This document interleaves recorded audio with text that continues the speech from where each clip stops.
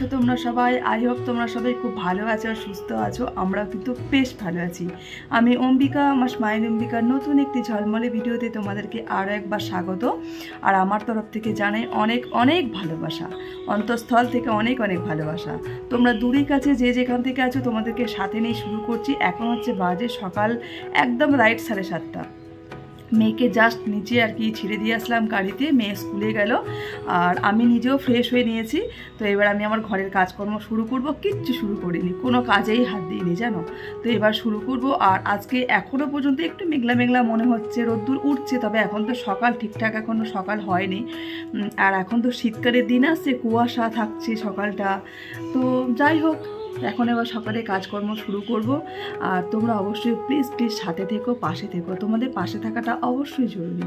তোমরা পাশে না থাকলে কিচ্ছু করতে পারবো না, আমরা এগিয়ে যেতেই পারবো না, একটা পা একটা ধাপও এগিয়ে যেতে পারবো না। অবশ্যই তোমাদের পাশে থাকাটা জরুরি।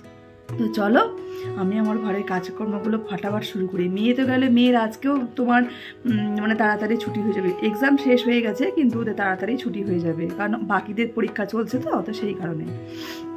তো চলো আমি এখন মেয়ে আসার আগে ফাটাফাট সমস্ত কাজকর্মগুলো গুছিয়ে নিই, সেরে নিই, রান্নাবান্নার দিকে যাব তারপর। তো তোমরা দেখতে থাকো। নিখুঁত এবং পরিপাটি করে সংসারের সমস্ত কাজকর্ম করব, এই যে চিন্তা ভাবনা, এই চিন্তা ভাবনায় কিন্তু আমাকে সকালে অনেকটা এনার্জি বাড়িয়ে দেয়। তো দেখো, সেই সকালের এনার্জি নিয়েই কিন্তু কাজে লেগে পড়েছি। এখন হচ্ছে রান্না করব মোছার তরকারি, মানে যে মোছাটা ছাড়িয়ে রেখেছিলাম ওটা ফ্রিজে একদম তোমার হলুদ জলের সাথে চুবিয়ে রেখে দিয়েছিলাম। তো এখন ওটা বার করে রেখেছি সকালে একদম ডাইরেক্ট সঙ্গে সঙ্গে ফ্রিজ থেকে বার করে তো দিই না। তো এটাই মসুর ডালের সাথে আর কি, মানে মসুর ডাল আর মোচা একসাথে দিয়ে এটা প্রেসারে সিদ্ধ করতে দেবো। মানে মসুর কলার দিয়ে এই যে মোচার ডালটা না ভীষণ টেস্টি লাগে, খুব খেতে ভালো লাগে। আমরা কিন্তু বাড়িতে প্রায়ই করি এবং খাই। আর মোছা এইগুলো তো আয়রন আছে, মোছা, থোর, কলা, কাঁচা কলা আর কি, বা এমনি কলা, তো সেই কারণে আমাদের একটু বেশি খাওয়া হয় বলতে পারো। আর ওর মধ্যে একেবারে দিয়ে দিয়েছি তোমার একটু লবণ দিলাম, আর হলুদ দিলাম, আর হচ্ছে একটু টমেটো।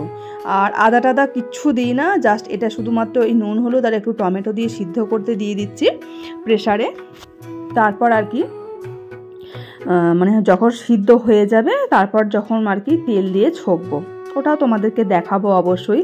এদিকে দুটো ওভেনই তোমার অন করে দিলাম, একদিকে ভাতটাও বসিয়ে দিলাম আর উল্টো দিকে এটাতে প্রেসার কুকারটাও বসিয়ে দিচ্ছি, ডালটা সিদ্ধ করতে বসিয়ে দিলাম। আর ভাতের মধ্যে না আজকে দিয়ে দিলাম দুটো আলু সিদ্ধ, মানে আজকে আলুটা ভালো করে মাখবো। আর এদিকে রান্না করছি পুঁই শাক, যেটা আছে পুঁই শাক, মানে এটা হচ্ছে তোমার পুঁই মিটুলি যেটাকে বলে, তো সেটা আর কি ভাজছি।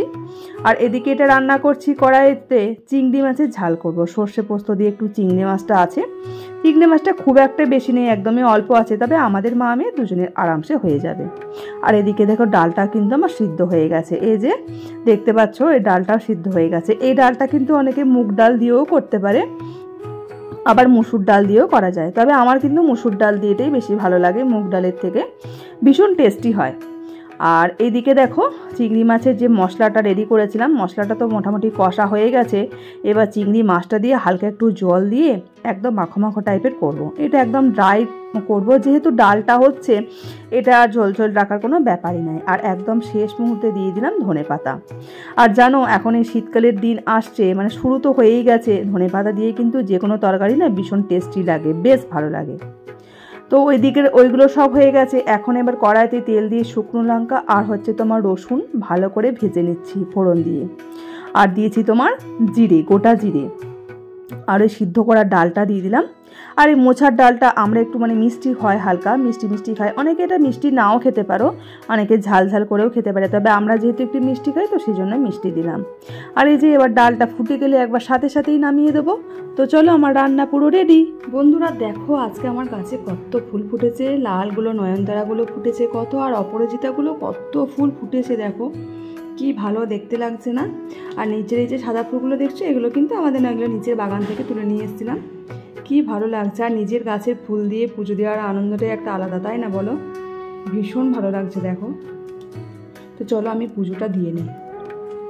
তো দেখতেই পেলে গাছে কতগুলো ফুল ফুটেছে, তবে সব ফুল কিন্তু আজকে দেব না, আর কিছুটা রেখেও দেব, এতগুলো ফুল তো আর আজকে লাগবে না। তো যাই হোক, আমার স্নান টান সমস্ত কমপ্লিট হয়ে গেছে, এখন এবার পুজোটাও কিন্তু দিয়ে দিচ্ছি।